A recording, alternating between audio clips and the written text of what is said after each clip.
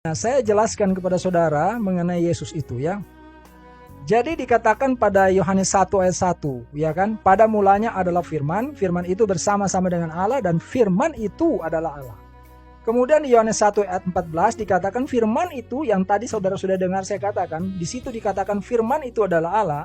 Nah, di Yohanes 1 ayat 14 dikatakan firman itu hadir datang ke dalam dunia ini, dia mengambil wujud manusia.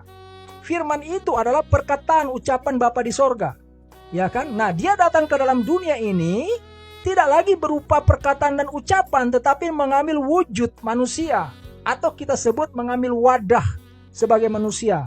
Karena dahulu firman Tuhan itu pernah diberikan kepada manusia dan mengambil wadah batu, dituliskan pada 2 loh batu dan diterima oleh Nabi Musa.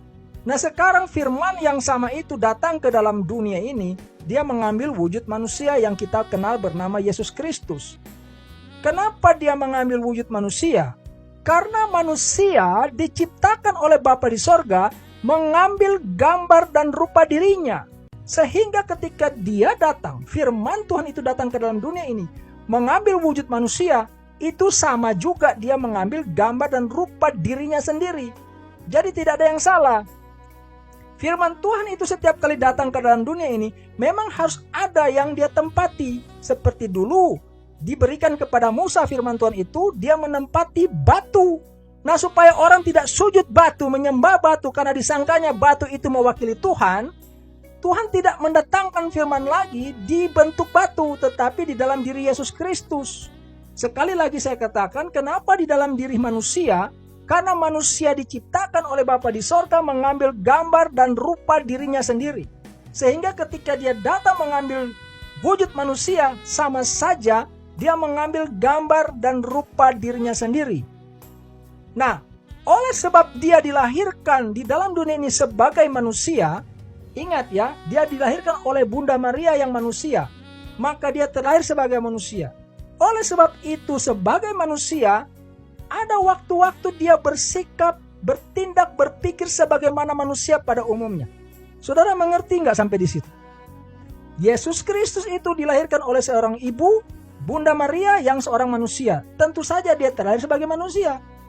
Nah, karena dia terlahir sebagai manusia, maka ada sikap-sikap, perilaku, tindakan, pikiran dia yang sama seperti saudara dan saya manusia.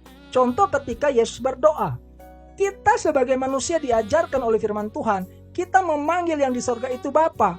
Maka Yesus ketika dia berdoa kepada yang di sorga, dari posisinya manusia, dia menyebut yang di sorga itu Bapa. Salahnya di mana? Karena dia sedang berdoa dari dirinya manusia. Kalau dia sedang bersikap dari dirinya Tuhan, tidak mungkin dia menyebut yang di sorga Tuhan. Ya. Nah, dari mana kita bisa mengetahui Yesus itu mempunyai ketuhanan, punya keilahian? Itu terlihat pada waktu Yesus membangkitkan orang mati. Pada waktu itu ada Lazarus yang sudah 4 hari di dalam kuburan, sudah dikubur 4 hari. Yesus mendatangi kuburan Lazarus itu dan Yesus berkata, Lazarus keluarlah. Maka Lazarus yang sudah mati 4 hari itu, dia bangkit dari kematiannya dan dia keluar mendapati Yesus.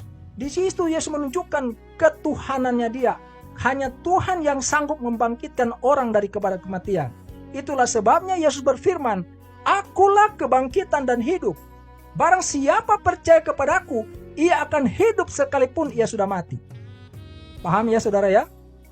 Jadi saudara harus membedakan ya. Ketika saudara ingin mempelajari mengenai Yesus Kristus, saudara harus bisa tahu ada momen-momen, ada waktu-waktu di mana Yesus bersikap, bertindak, berucap, berpikir sebagai dia manusia pada umumnya. Ada waktu-waktu dia bertindak, bersikap, berpikir dari sisi ketuhanannya. Saya sudah berikan contoh tadi. Tapi Pak dikatakan dia itu adalah utusan. Utusan itu hanyalah salah satu predikat yang melekat kepada Yesus. Ada 26 predikat yang disenangkan kepada Yesus. Ya, saya kasih tahu sekarang. Kalau kamu sekarang mendapati, ya, kalau sekarang kamu mendapati kata utusan, saya beritahu itu cuma salah satu dari total 26 predikat yang disenangkan kepada Yesus. Tapi kalau kamu adalah orang yang ketika membaca kata anak kunci, kau sungguh-sungguh percaya kunci itu punya anak, maka celakalah kamu. Tidak mungkin engkau akan memahami Yesus. Karena apa? Kau itu percaya kalau dikatakan anak kunci, kau percaya kunci itu punya anak. Dikatakan anak tangga, kau sungguh-sungguh percaya tangga itu bisa punya anak. Ada mama tangga, ada papa tangga. Kenapa kamu tidak bisa mengerti dan kamu tidak bisa membedakan mana fakta, mana halusinasi? Kamu tidak bisa membedakan mana perumpamaan, mana kiasan. Kamu tidak bisa mengerti itu, makanya kamu blender semuanya di satu. Apapun itu harus fakta.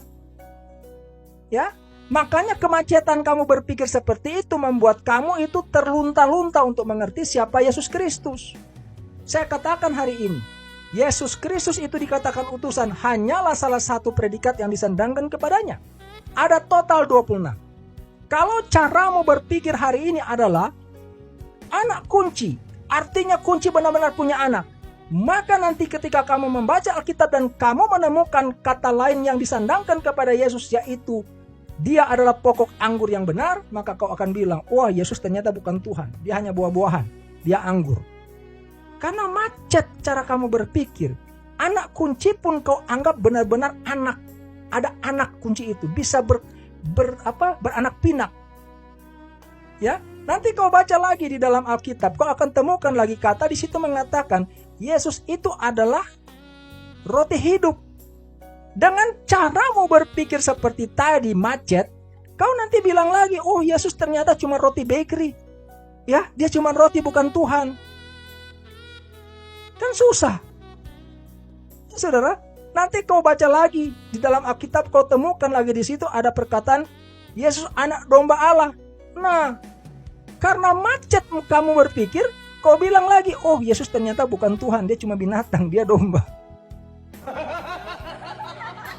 Oleh sebab itu saya sangat bersyukur kepada Yesus Kristus yang berfirman, berkata bahwa barang siapa yang percaya kepadaku. Kamu yang sudah mengambil posisi menolak percaya memang mustahil akan mengerti pengajaran seperti ini.